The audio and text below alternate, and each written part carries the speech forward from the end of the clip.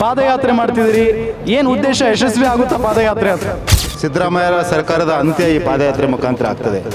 ಮೈಸೂರು ತಲುಪೋ ಮೊದಲು ಸಿದ್ದರಾಮಯ್ಯ ರಾಜೀನಾಮೆ ಕೊಡಲಿಕ್ಕೆ ಜನರ ಒತ್ತಡ, ಜನಾಗ್ರಹದಿಂದ ಕಾರಣಕ್ಕಾದರೂ ರಾಜೀನಾಮೆ ಕೊಡ್ತಾರೆ ಅನ್ನುವಂಥ ಭರವಸೆ ನಮಗಿದೆ.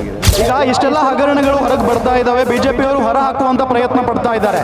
ಯಾವುದೇ ಕಾರಣಕ್ಕೂ ರಾಜೀನಾಮೆ ಕೊಡಲ್ಲ ಅಂತ ಸಿಎಂ ಸಿದ್ದರಾಮಯ್ಯ ಆದಿಯಾಗಿ ಎಲ್ಲ ಕಾಂಗ್ರೆಸ್ ನಾಯಕರು ಹೇಳ್ತಾ ಇದ್ದಾರೆ. ಅಕಸ್ಮಾತ್ ರಾಜೀನಾಮೆ ಕೊಡದೆ ಹೋದ್ರೆ ಮುಂದೇನು? ಬಟ್ ಸಿದ್ದರಾಮಯ್ಯ ರಾಜೀನಾಮೆ ಕೊಡುವಂಥ ಅನಿವಾರ್ಯತೆ ಇವತ್ತು ಸೃಷ್ಟಿಯಾಗಿದೆ. ಕಾನೂನು ರಾಜ್ಯಪಾಲರು ಕೂಡ ಈಗಾಗಲೇ ಸಿದ್ದರಾಮಯ್ಯ ಅವರಿಗೆ ಶೋಕಾಸ್ ನೋಟಿಸ್ ಕೊಟ್ಟಿದ್ದಾರೆ. ನನ್ನ ಜೊತೆಗೆ ಬ್ರಿಜೇಶ್ ಚೌಟ ಅವರಿದ್ದಾರೆ, ಅವ್ರನ್ನೇ ಮಾತನಾಡಿಸ್ತಾ ಹೋಗ್ತೀನಿ. ಸರ್ ನಮಸ್ಕಾರ. ಪಾದಯಾತ್ರೆ ಮಾಡ್ತಿದ್ದೀರಿ, ಏನು ಉದ್ದೇಶ, ಯಶಸ್ವಿ ಆಗುತ್ತಾ ಪಾದಯಾತ್ರೆ ಅಂತ? ಸಿದ್ದರಾಮಯ್ಯ ಸರ್ಕಾರದ ಅಂತ್ಯ ಈ ಪಾದಯಾತ್ರೆ ಮುಖಾಂತರ ಆಗ್ತದೆ. ಮೈಸೂರು ತಲುಪೋ ಮೊದಲು ಸಿದ್ದರಾಮಯ್ಯ ರಾಜೀನಾಮೆ ಕೊಡಲಿಕ್ಕೆ ಜನರ ಒತ್ತಡ, ಜನಾಗ್ರಹದಿಂದ ಕಾರಣಕ್ಕಾದರೂ ರಾಜೀನಾಮೆ ಕೊಡ್ತಾರೆ ಅನ್ನುವಂಥ ಭರವಸೆ ನಮಗಿದೆ. ಸಿದ್ದರಾಮಯ್ಯ ಈಗಾಗಲೇ ರಾಜೀನಾಮೆ ಕೊಡಬೇಕಿತ್ತು. ಇನ್ನೂ ಎಷ್ಟು ದಿನ ಕಾಯ್ತಾ ಇದ್ದಾರೆ, ಯಾರಿಗೋಸ್ಕರ ಕಾಯ್ತಾ ಇದ್ದಾರೆ ಅನ್ನುವಂಥದ್ದು ನಮ್ಗೆ ಗೊತ್ತಿಲ್ಲ. ನಮ್ಮ ರಾಜ್ಯಾಧ್ಯಕ್ಷರ ನೇತೃತ್ವದಲ್ಲಿ ಈ ಹೋರಾಟವನ್ನು ರೂಪಿಸ್ತೇವೆ, ಜನರ ಅಭಿಪ್ರಾಯವನ್ನು ರೂಪಿಸ್ತೇವೆ ಮತ್ತು ಈ ಭ್ರಷ್ಟ ಕಾಂಗ್ರೆಸ್ ಸರ್ಕಾರವನ್ನು ಕಿತ್ತೊಗೆಯುವ ಸಂಕಲ್ಪವನ್ನು ನಾವು ಮಾಡಿದ್ದೇವೆ.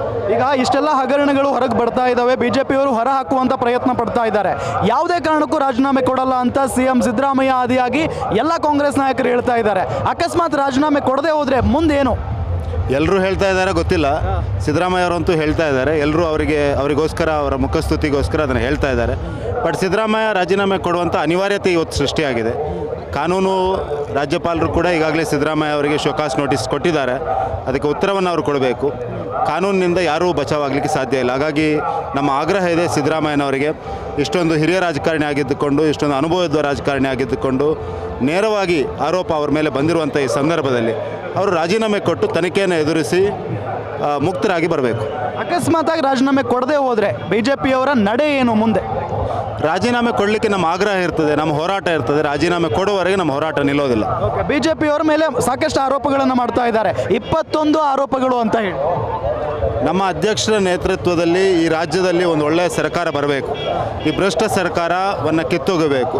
ಜನಪರವಾದಂಥ, ದಲಿತರ ಪರವಾದಂಥ, ಹಿಂದುಳಿದವರ ಪರವಾದಂಥ ಸರ್ಕಾರ ಬರಬೇಕು ಅನ್ನುವಂಥದ್ದು ಬಿಜೆಪಿಯ ಆಗ್ರಹ. ಎಸ್, ನೋಡಿದ್ರಲ್ಲ, ಇದು ಬ್ರಿಜೇಶ್ ಚೌಟ ಅವರ ಮಾತು. ಯಾವುದೇ ಕಾರಣಕ್ಕೂ ಸಿದ್ದರಾಮಯ್ಯನವ್ರನ್ನ ಅಧಿಕಾರದಲ್ಲಿ ಇರೋದಕ್ಕೆ ಬಿಡೋದಿಲ್ಲ, ಅವರನ್ನು ರಾಜೀನಾಮೆ ಕೊಡಿಸ್ತೀವಿ ಅಂತ ಹೇಳ್ತಾ ಇದ್ದಾರೆ.